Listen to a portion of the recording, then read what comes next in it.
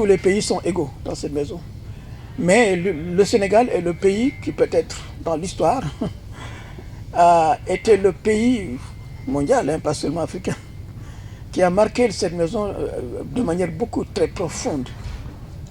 À la fois au niveau de ses représentants, ceux qui ont représenté le Sénégal comme ambassadeurs, délégués permanents, mais surtout au niveau de grands intellectuels du Sénégal, comme Amadou Makhtar Mbow, qui a marqué cette maison d'une manière profonde et dans la longue durée, Iba Der Thiam et beaucoup d'autres gens qui sont venus avec outillés donc de cette motivation du mandat de l'UNESCO. Mais ce qui les a marqués en profondeur, c'est qu'ils étaient enracinés, ils étaient profondément porteurs d'une identité culturelle et d'un message. Et ils étaient là et littéralement, dans toutes les instances de l'UNESCO, ils ont apporté des réflexions, des idées. Et vous savez que la grande crise qui avait secoué l'UNESCO, c'était quand Makhtar Mbow était directeur général. Et moi, j'étais là, je m'avais envoyé à New York comme directeur de l'UNESCO et puis je suis revenu comme ADG.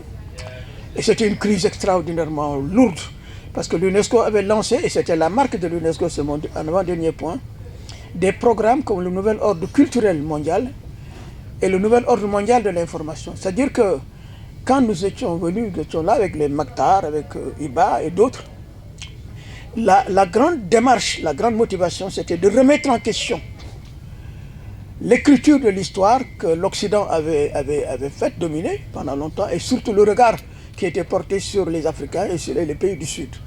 Et littéralement, on a littéralement remis en question toutes les disciplines, de l'histoire à la science, à l'éducation, pour ramener, donner à la notion d'universalité un contenu beaucoup plus pluriel.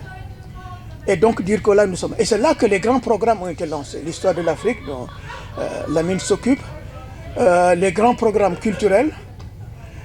Et moi je me rappelle, j'avais lancé la première résolution que j'ai présentée en 72, 73, je ne me rappelle plus. C'était la résolution sur la restitution des œuvres d'art. On en parle beaucoup, mais on oublie que la première résolution qui a été soumise aux Nations Unies, et ici à l'UNESCO, c'était le Sénégal. Et là, grande question. Et donc, le Nouvel Ordre mondial de l'information, toutes ces questions ont littéralement fait que les pouvoirs intellectuels et politiques de l'Occident ont considéré l'UNESCO comme l'ennemi, ou en tout cas une maison à recontrôler. C'est là que l'attaque contre la maison a eu lieu d'une extrême violence. Surtout là, les médias, parce que l'UNESCO voulait rééquilibrer l'information. Simplement, pas remettre en question la liberté d'information, mais simplement dire que nous sommes dans un monde pluriel. Et comme le disait un des livres que M. Mbow avait fait commissionner avec McBride, un monde et plusieurs voix.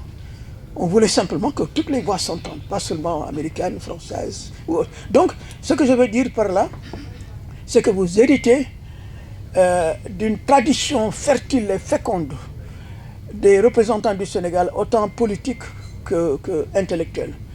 Et donc c'est cet héritage-là qui est là, que je suis sûr que vous allez fructifier parce que nous connaissons votre parcours. Et c'est pour ça que votre nomination a été accueillie avec beaucoup de plaisir.